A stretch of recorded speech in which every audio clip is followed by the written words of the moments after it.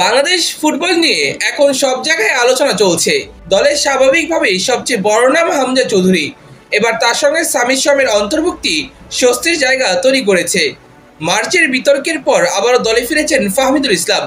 এবার সম্ভাবনা তৈরি হয়েছে কিউবা মিচেলকে নিয়ে। কয়েকদিন আগে পাসপোর্টের জন্য আবেদন করেছিলেন কিউবা। গতকাল বিকেলে তা নিশ্চিত হয়েছে।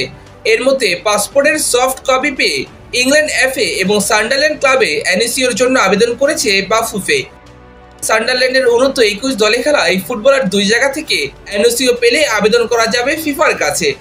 সর্বশেষ ফিফা অ্যাপ্রুভাল দিলে বাংলাদেশের হয়ে খেলতে আর কোনো বাধা থাকবে না। তিনি যেহেতু এর আগে কোনো জাতীয় দল কিংবা বয়সভিত্তিক দলে খেলেননি, তাই তার কাজটা দ্রুত সম্পূর্ণ হয়ে যাওয়ার কথা।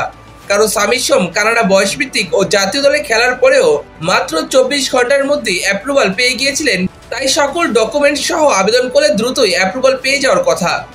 কিউবার স্বভাবজাত সেন্ট্রাল মিডফিল্ডার, ফলে খেলার টেম্পো নিয়ন্ত্রণে তার বিশেষ দক্ষতা আছে।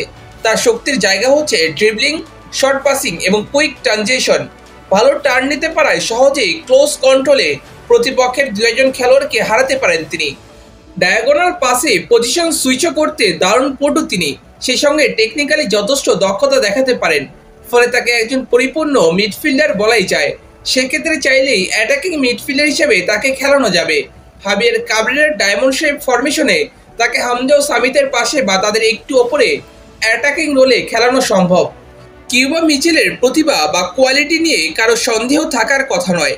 2024-25 প্রাক মৌসুমে সান্ডারল্যান্ডের সিনিয়র টিমের সঙ্গে অনুশীলনে ছিলেন তিনি।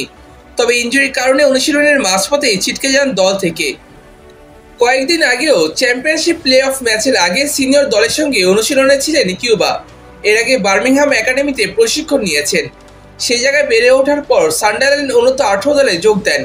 এরপর সুযোগ পান U21 দলে। চলতি মৌসুমে ইংলিশ প্রিমিয়ার লিগ 2-তে 7 ম্যাচ খেলে করেছেন একটি অ্যাসিস্ট। গত মৌসুমে U18 দলের হয়ে 25 ম্যাচ খেলে করেছিলেন 1 গোল এবং 1 অ্যাসিস্ট। তবে বাংলাদেশের একটি সংবাদ মাধ্যমে প্রকাশিত প্রতিবেদন অনুযায়ী কিউবাকে নিয়ে তাড়াহুড়া করতে চায় না বাফুফে। ফলে জুনের উইন্ডোতে 4 তারিখ ভুটান ম্যাচ এবং 10 জুন সিঙ্গাপুরের বিরুদ্ধে তার মাঠ নামার সম্ভাবনা একেবারেই ক্ষীণ। তবে অন্য কিছু সূত্র বলছে কিউবার খেলা কিংবা না খেলার বিষয়টা একপাশে সরিয়ে তাকে দলে রাখার সম্ভাবনা রয়েছে।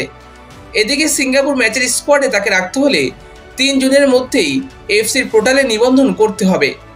তাই এখন বাফুফের উচিত কিউবাকে এফসি পোর্টালে নিবন্ধন করে ফেলা, একই সঙ্গে দেশে এনে দলের সঙ্গে অনুশীলনে যুক্ত করা। এতে করে বাংলাদেশ দলের সঙ্গে তার বন্ডিং যেমন তৈরি হবে, একই সঙ্গে ফিফার অ্যাপ্রুভাল পেলে সিঙ্গাপুর ম্যাচে তাকে খেলানো যাবে। এর আগে তারিক কাজীর ব্যাপারেও এভাবে এগিয়েছিল বাফুফে। অভিষেক ম্যাচের আগের রাতে অ্যাপ্রুভাল পেয়েছিলেন তারিক কাজী। তাই কিউবা মিচেলকে যদি অনুশীলনে এনে প্রস্তুত রাখা যায় এবং তিনি জুনের 9 তারিখে অ্যাপ্রুভাল পান, তাহলে সিঙ্গাপুর ম্যাচে তিনি খেলতে পারবেন। তাই এই মুহূর্তে বাফুফের উচিত কিউবাকে দ্রুত সময়ের মধ্যে দেশে এনে অনুশীলনে যুক্ত করা। তাহলে হামজা শামির সহ পুরো দলের সঙ্গে মানিয়ে নেওয়ার সুযোগ পাবেন এই ফুটবলার। একই সঙ্গে কোচের প্ল্যান অনুযায়ী প্রস্তুত থাকতে পারবেন মাঠে নামার জন্য।